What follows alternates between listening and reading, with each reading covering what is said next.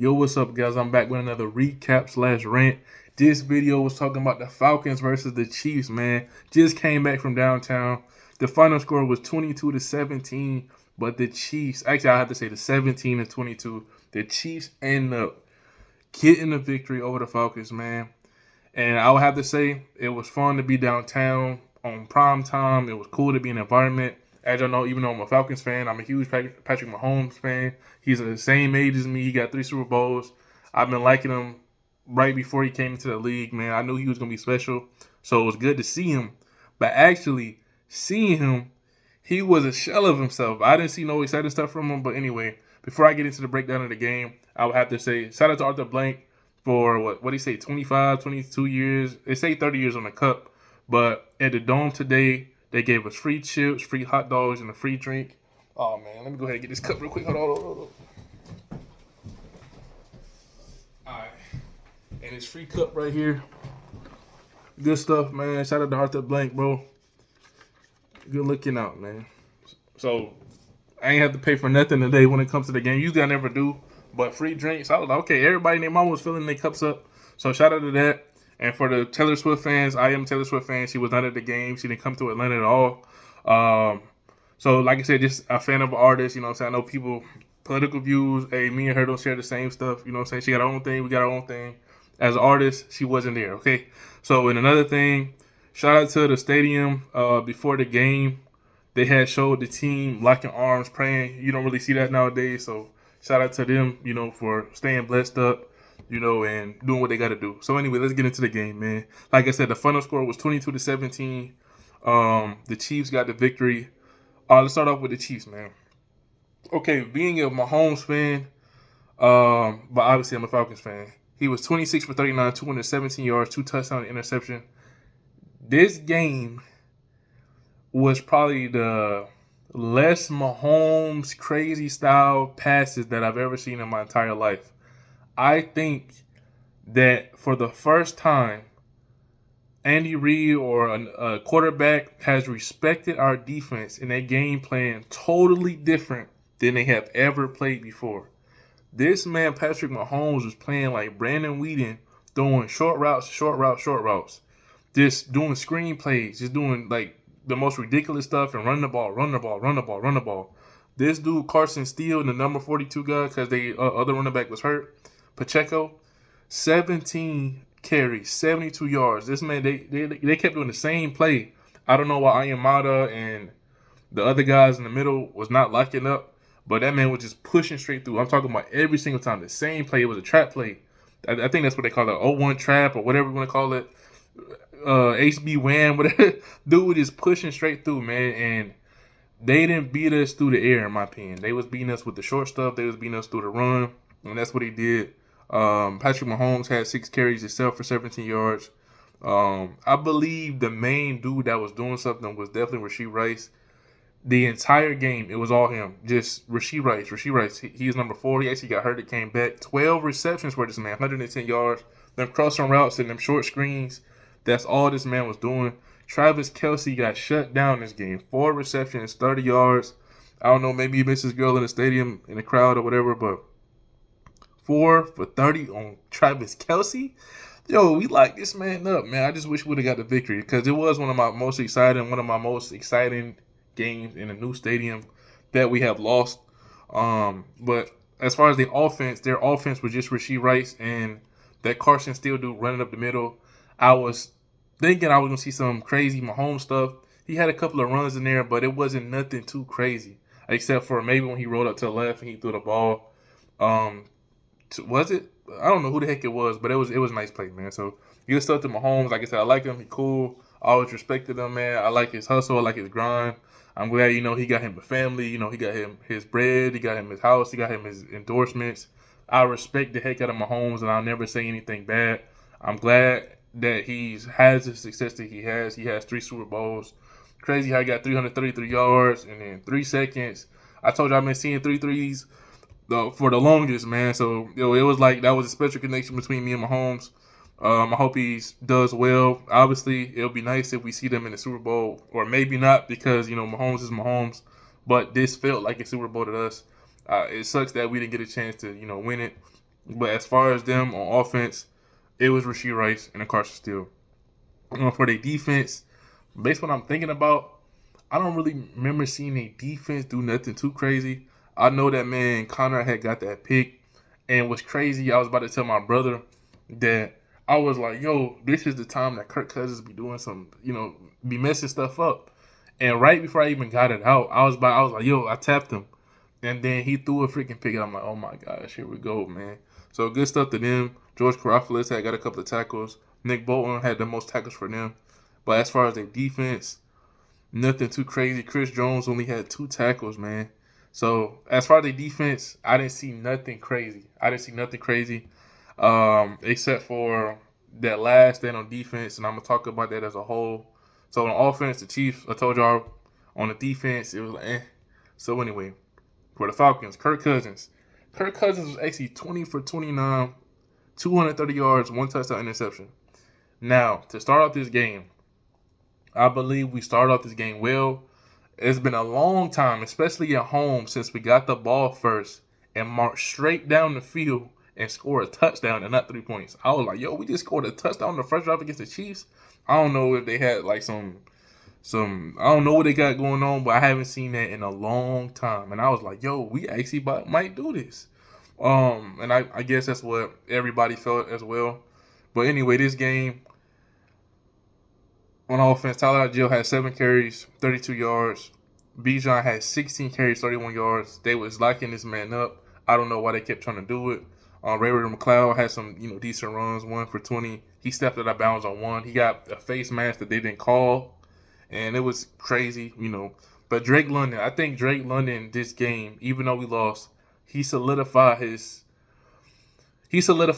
as a number 1 receiver. Like a lot of people was like, oh, Drake, he's number 2 at best. He's this, he's that.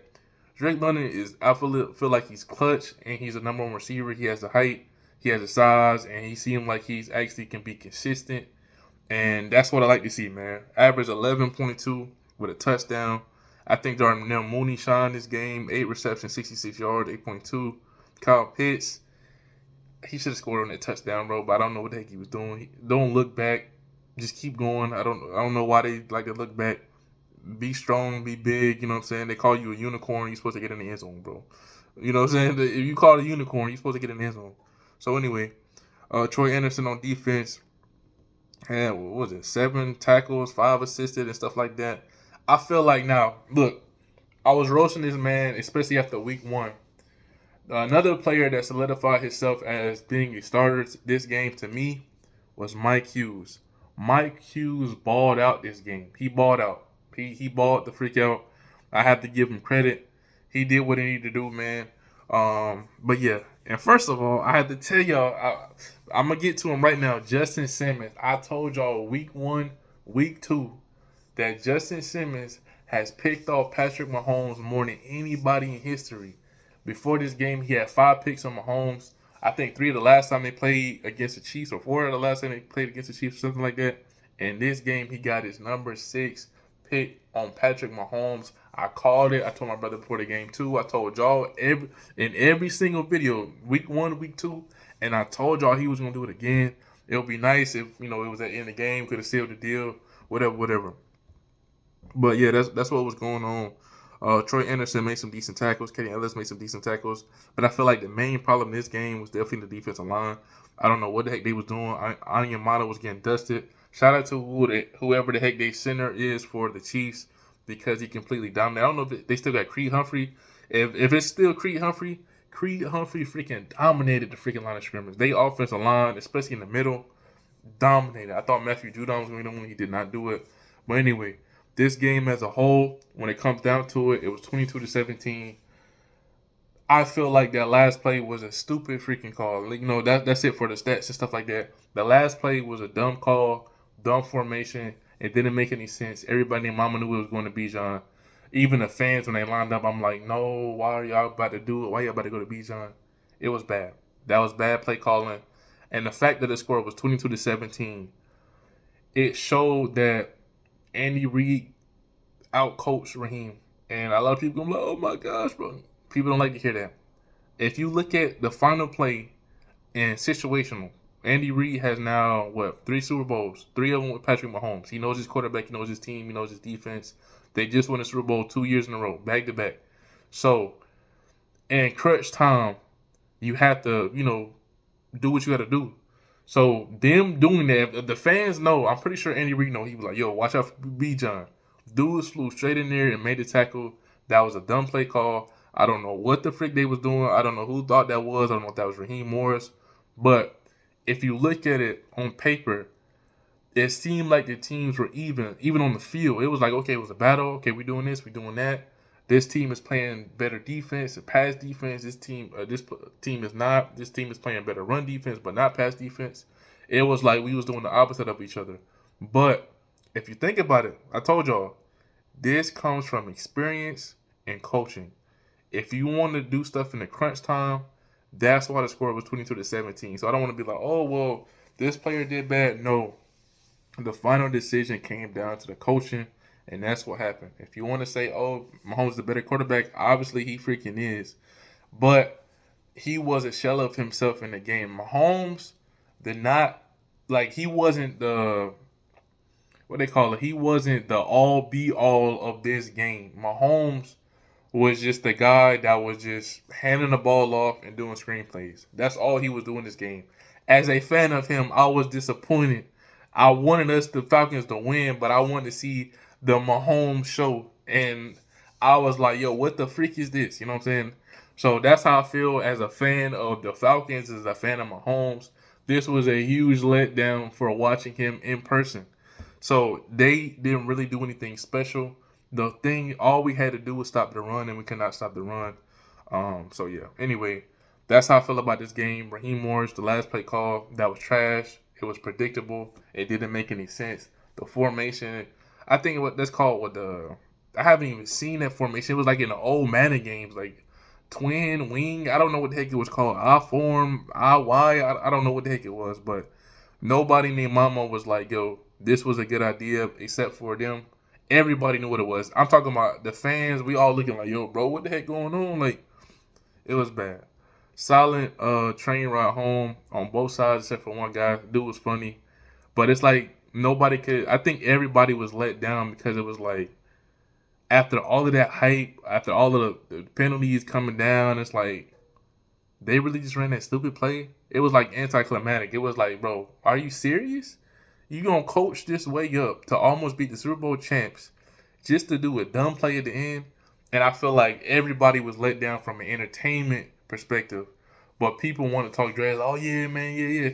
But it's like they really can't talk trash because it was like, dude, technically we was outplaying them, but we just didn't win the game. We got outcoached. And people have to realize that, hey, Raheem is a younger dude. Andy Reid got 3 Super Bowls. You got to think of it like that. I don't want people to start talking all that little nonsense. You know how people get when you start talking about this coach, and then, DEI stuff start coming up and all of that, bro. He got our coach, man. Andy Reid game plan for this. He did the short stuff. He knew we had Jesse Bates in the back. We knew we had Justice Simmons. Eddie Terrell was doing good. Mike Hughes was doing good. Travis Kelce got locked up. And the only thing they can do is run the ball. So you got to just leave it at that. Just leave it on the table. I feel like we can bounce back. I feel like this was a winnable game. But it comes down to crunch time, clutch decisions, and we got to finish out the game. That's all I got to say. If it was up to me, I think the main problem was towards the end in the red zone. They were not under center, and they kept doing shotgun. As y'all seen from week 1, the shotgun is not good with Kirk Cousins. It was trash. It's terrible. I feel like we should have been under center to do a play action, or we should have did a stretch or I form. We should have had a fullback in the game, but they do not know what the heck they was doing. Terrible play call. So look, Raheem, you got to do better when it comes to that crunch time right there, man. I don't think Kirk Cousins was as mobile as he was in week 2. I feel like he was more of a statue. Hey, Kirk, you got to realize the home games, especially with T.I. performing before the game and everybody, Lil Jon was there, Devin Hester was there, everybody named Mama was there, you know what I'm saying? The Hall of Famers, freaking Arthur Blank, I wish I would have recorded that for y'all guys and uploaded it. Arthur Blank got inducted to the Ring of Honor. All of these bright lights, you know what I'm saying? Sunday Night Football. Arthur Blank in the Ring of Honor. All of the Ring of Honor, the players that ever came was all there at the stadium.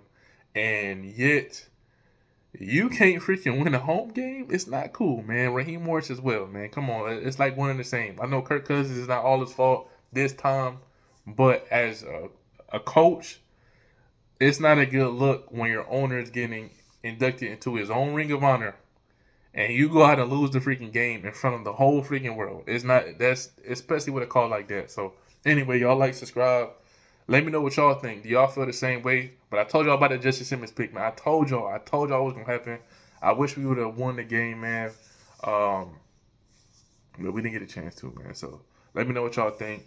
It's like freaking 12:48 right now. Glad to be back home. Shout out to everybody. Shout out to the Chiefs fans. Shout out to the Falcons fans. Y'all gotta stop with that national anthem saying "Home of the Chiefs." I knew that was gonna happen based off the last time when y'all was here when Eric Berry freaking destroyed that single-handedly back in the dome, and I knew it was coming. But y'all gotta take it easy, man. But I knew it was coming, and it was boos right after. We don't like to make the people that sing the national anthem feel bad or boo during the national anthem. But it's not cool, man. You gotta take it easy. But anyway, I'm out, man. We play against the Saints next, if I'm not mistaken, or I don't know who we play next, but we'll bounce back. Yeah, I'm out. Let go. Oh, hey, I did it on purpose though.